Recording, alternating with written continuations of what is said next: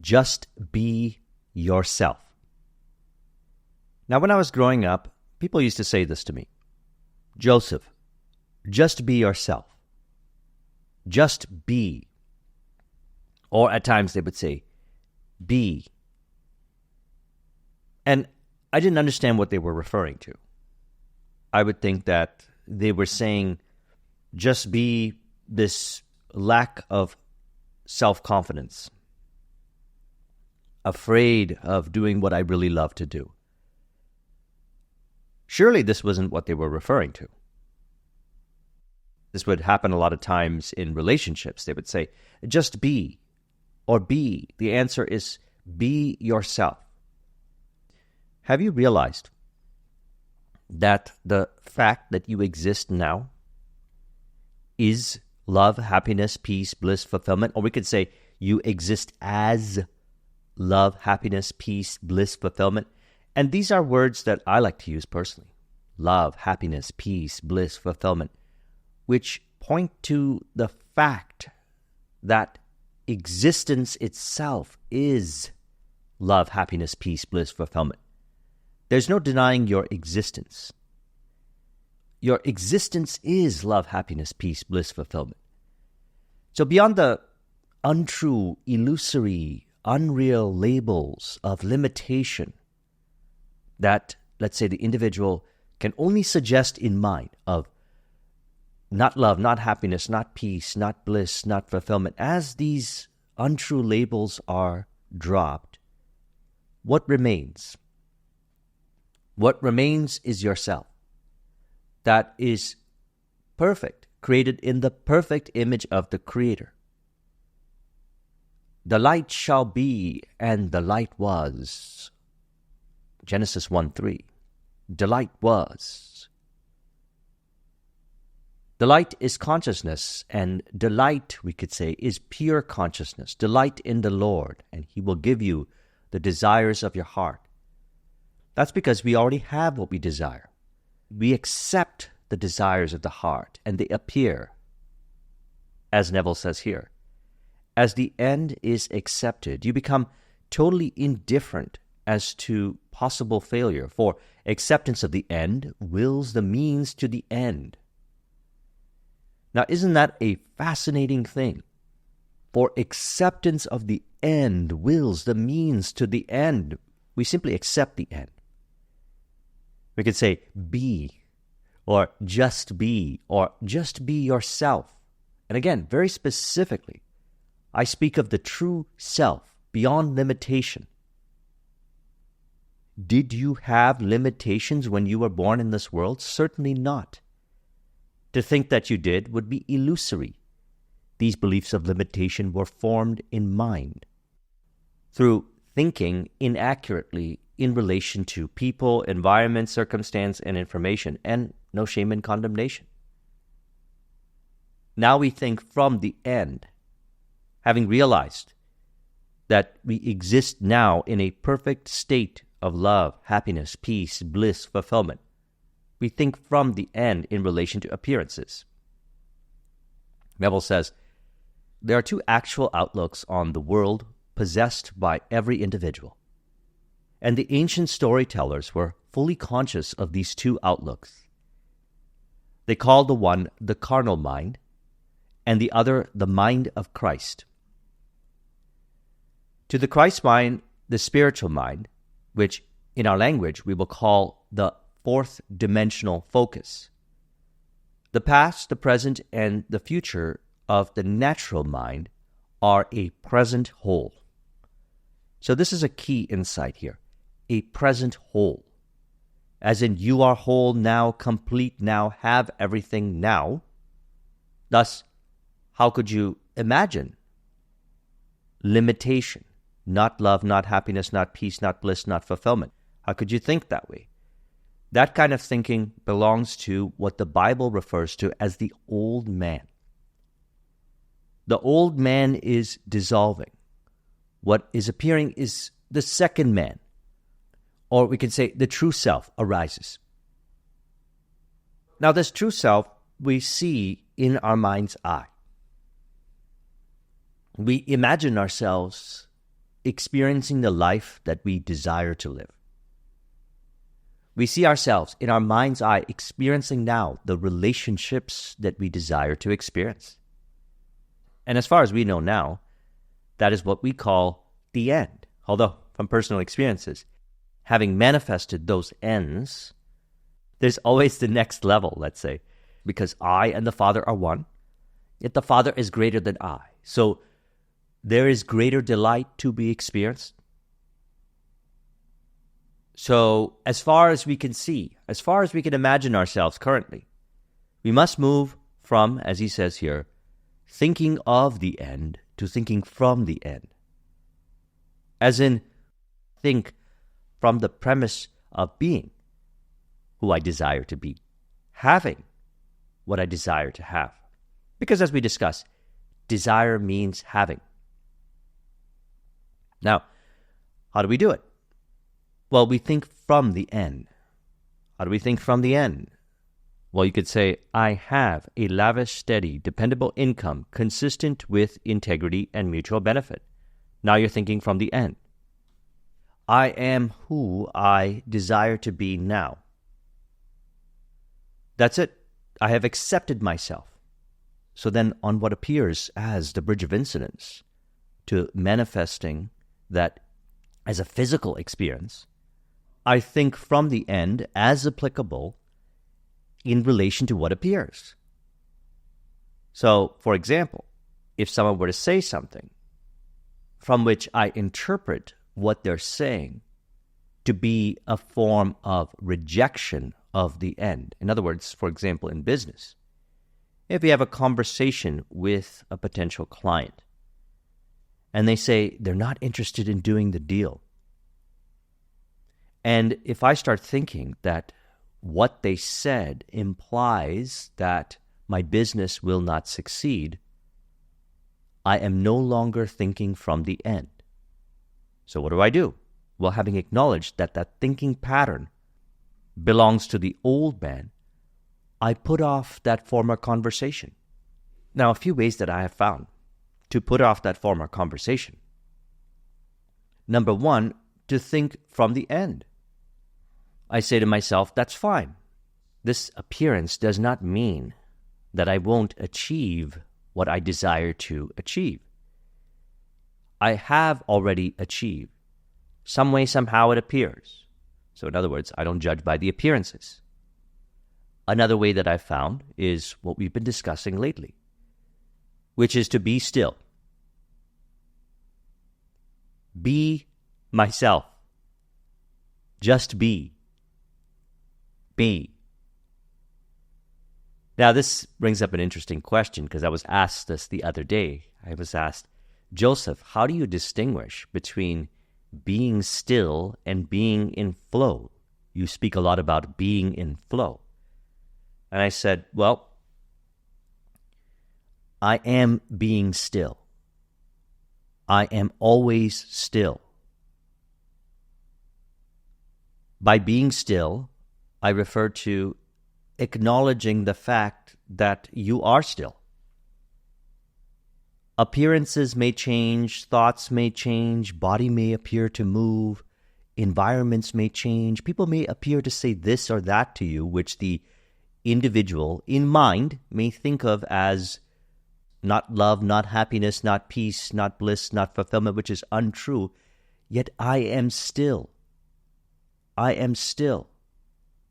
I may appear to flow, as in Joseph may appear to flow, body may appear to flow, mind may appear to flow with particular accurate thinking patterns in relation to appearances, as we discussed in Thursday's video, which I'll link to in the description. So body appears to flow, I appear to flow. Right now I flow in conversation with you, enjoying this conversation with you, yet I am still. So we can say then, as I flow as I am, everything appears ideally, automatically, synchronistically to be in synchronicity with all. That's what I mean by be or being. That's how I relate to what everyone was saying to me in the earlier stages, which I didn't understand. Because once the individual accepts the end, as he says here, as the end is accepted, you become totally indifferent as to possible failure. So you're flowing. There is nothing that appears, people, environment, circumstance, information, that can suggest failure, because that would be illusory. Who is the one that suggests? The individual suggests. Only I can suggest. God does not suggest failure. God is reality. And the true nature of reality is unconditional love, happiness, peace, bliss, fulfillment. We're here to experience delight. Delight of the Father. I and the Father are one, yet the Father is greater than I. So if the Father is greater than I, then I receive in my imagination that which I desire to be. The symbols of love, happiness, peace, bliss, fulfillment. They can be ideal harmonious relationship, ideal harmonious business, ideal harmonious life. You know what that means to you. So I accept the end. And having realized that past, present, and future of the natural mind are a present whole to the Christ mind, then I have everything. Anytime a desire arises, thank you, I have. So desire means having then. Anytime a desire arises, thank you, I have. That's prayer, actually. Thank you. Also, you could say, I may pray in relation to appearances, wonderful life experiences. In relation to love, happiness, peace, bliss, fulfillment, thank you. We can call that gratitude. And if on the bridge of incidents to manifesting these ends physically, I forget that I am love, happiness, peace, bliss, fulfillment, as in the individual forgets that I am, or we could say experiences a flow restrictor. Watch my flow-based life series, I'll link in the description to it. Then the opportunity is presented to think from the end. Because you could say all the time, I appear to flow as I am still. I am still, yet I appear to flow, as body appears to flow. The individual appears to flow. God does everything. By not thinking from the untrue beliefs that belong to the old man may be thinking of limitations in relation to the past, in relation to the present, in relation to the future. The old man is being released. Why is the old man being released? Because heaven on earth is the natural state. It's our natural way of being. So over the last few weeks, I have been traveling. As you know, I've shared a few conversations I had. Number one was the conversation with Danielle. I'll link in the description to that video. I'll also link in the description to the video that we did on her channel. I also had a conversation with Ruben Brooks' clients at his Fit Boss Weekend event. And it was such a wonderful experience the last few weeks. Those experiences were what I once imagined experiencing. I once imagined myself having these wonderful relationships. I once imagined it. I saw myself in the end, and I accepted that end. And you and I are no different. You can do the same. Why would you and I be any different? If we exist together. That's the key. You and I exist together in a perfect state of love, happiness, peace, bliss, fulfillment. I am cannot be divided. Now, the essence of our being is pure consciousness, pure delight. And God is the source of delight. So I simply release the control. I think fourth dimensionally as applicable. And you can say, while I am in flow, while I appear to be in flow, from the sure foundation that I am love, happiness, peace, bliss, fulfillment, complete, whole now, and you and I no different, everything appears ideally, automatically, and harmoniously to play out as wonderful, harmonious relationships.